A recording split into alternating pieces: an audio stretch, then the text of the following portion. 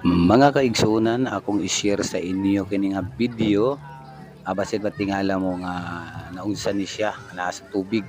So kini siya nga video akong i-share sa inyo guys sa among kasinatian karong adlawng Domingo.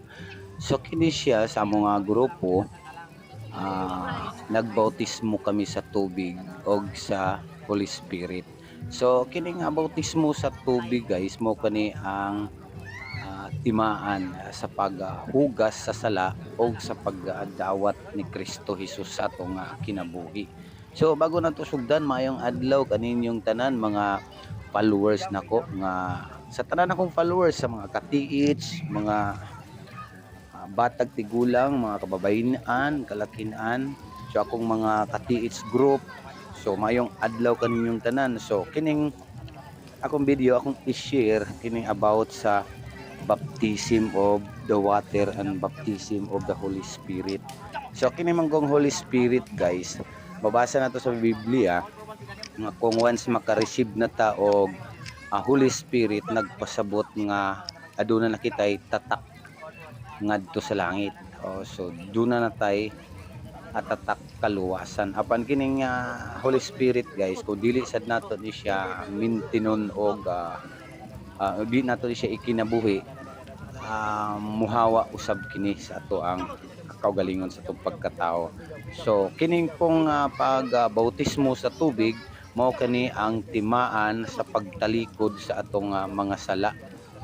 So unsaon man nga mao man gid ni ang gihisgutan sa Biblia nga mao gid ang angay natong buhaton aron kita nga maluwas.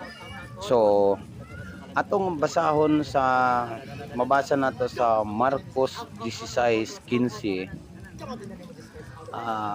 mao kini ang mabasa nato og miingon si Jesus kanila, lakaw kamo sa tibuok nga kalibutan og iwali ninyo ang maayong balita mahitungod kanako sa tanan nga mga tawo. Si bisan kinsa nga mutuo og magpabautismo maluwas, apan ang dili mutuo pagahukman nga silutan.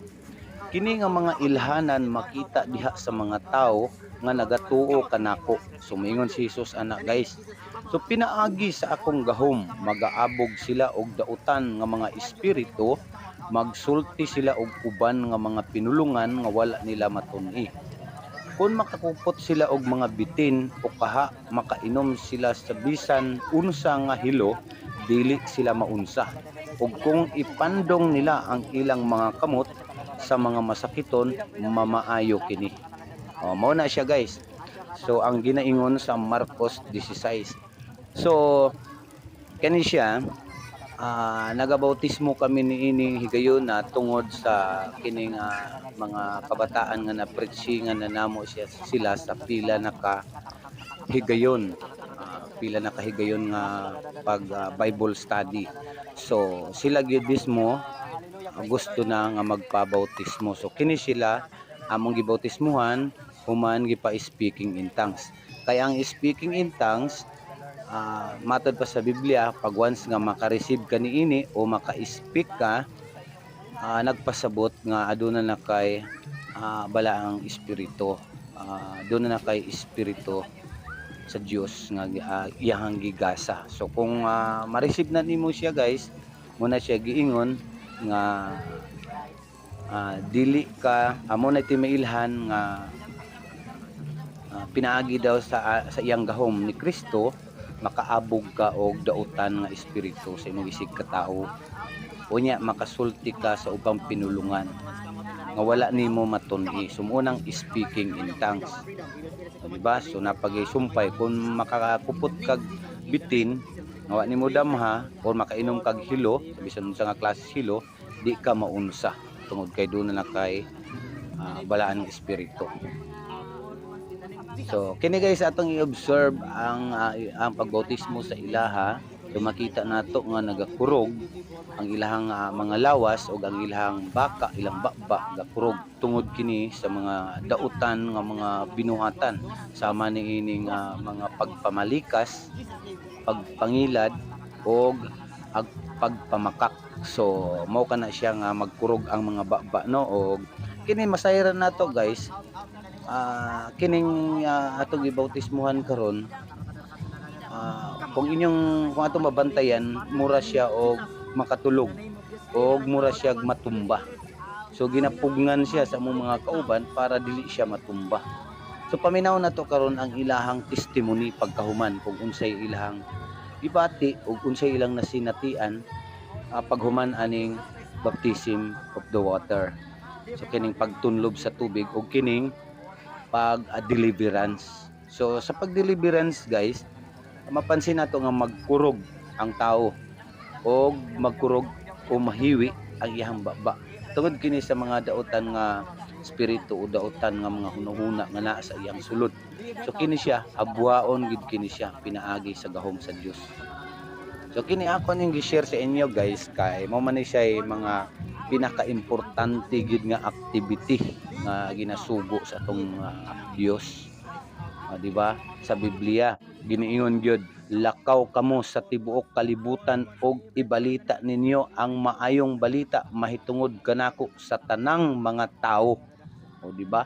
So giingon gina sa Biblia sa Marcos 16:16, si bisan kinsa nga mutuo og magpabautismo maluwas apan ang dili mutuo pagahukman nga silutan.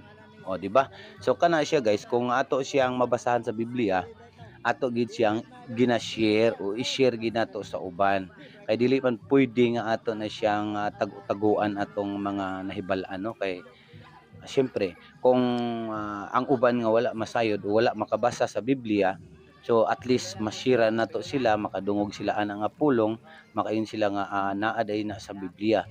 So testingan ako bukab sa Biblia. O palihog lang mga higala no kung doon na mo yung mga Biblia katong mga wala pa ka ukab og Biblia, ukba lang palihog ang Marcos 16:14.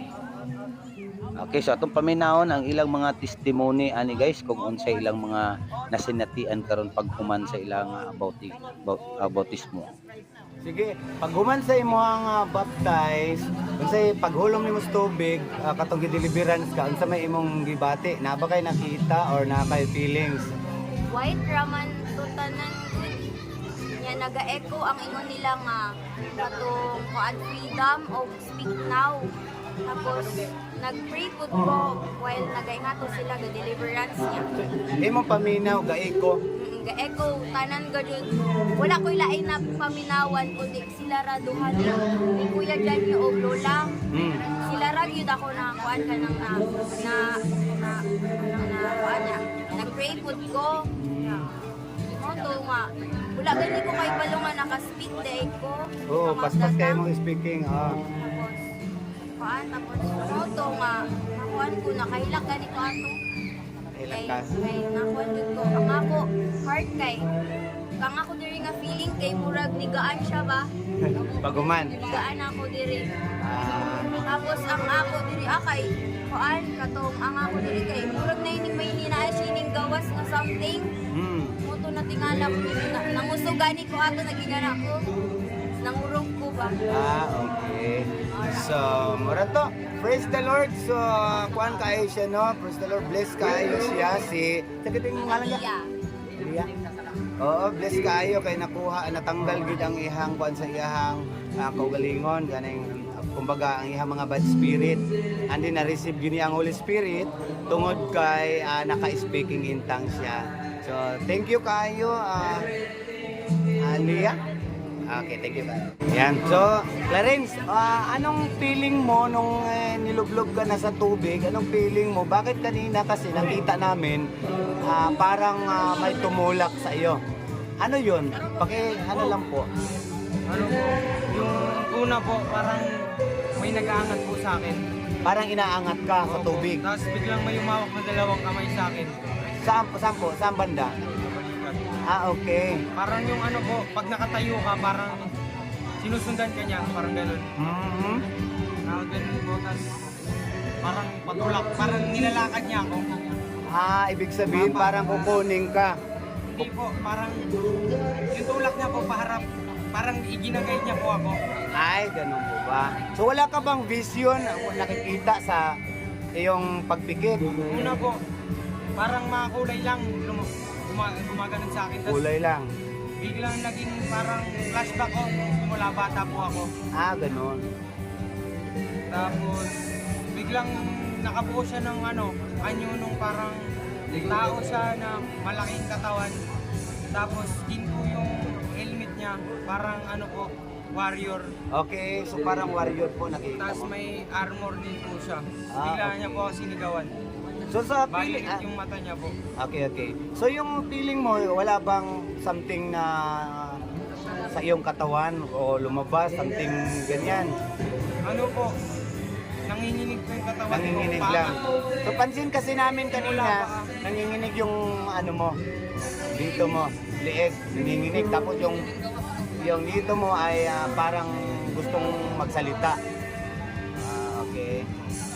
So, Ayun lang po, pag okay, so praise the Lord at dahil sa ito po yung ang kanyang karanasan nung aming binaptize. Ayan. Thank you so much sa iyong panayam. Dungki may pangalan no. So unsay imong gibati kaganina sa kuan kay pagbaptize nimo manggod is mura kag nakatulog bitaw nawa ka sa imong panimuot. Unsa may imong gibati ito? Unsa imong feeling? Ako sa laing lugar. Naa ka sa laing lugar? Kato nga lugar gi, awirang ko bat ka kadina. Gawiran ka kupat ka kadina? Nainit kayo. Patay, init kaayo nga kadina. So giunsa man paghawid naa dito siya kamot or Kang duha na ako kakamot og duha ka til. andua ka kamot og duha ka tiil gihawiran og kadina bantog ra to nga nilutaw ka og wala ka sapnaya sa atong mga kauban maunlod ka. So mao to nga imong gibati gipugnan ka og kadina nga init kayo. O din pagkakuha na ka to nang nangayok ka pa sa Ginoo nga unta. Makakawa ko ni nga sitwasyon karon nga. So gusto ka mo hawa ato nga init nga kadina. Ako ang Ginoo nga ta. Kaya man ni Ginoo nga unta. Managawas na kuha ni nga ang buwi na mga kuha. Okay. Kadina nga nasa kuha ug mga sarsalan ng mga buwat. Pagkauman nato din. Dari din na ako din kadina nang matangtang. Makatangtang dayon. Narin to'y ubig sa kong alimpyo. Pagkapa na to din, ay last ko nakita nga hayag kayo din. Hayag ko naulog sa tubig alimpyo. Okay. So praise the Lord na receive nimo ang Holy Spirit og isipon nato nga naluwas gid kita sa atong mga kasalanan kay ang imong giingon gikadinahan imong kamot og tiil and then nagampo ka sa Ginoo and then paghuman natangtang ang kadina sa kamot og tiil. So but ipasabot lang gitangtangan sa Ginoo ang imong kadina sa imong kamot og tiil. So pasalamat ta sa Dios sa pagdawat niya sa atong kinabuhi. Okay, daghang salamat sa gamay nga interview.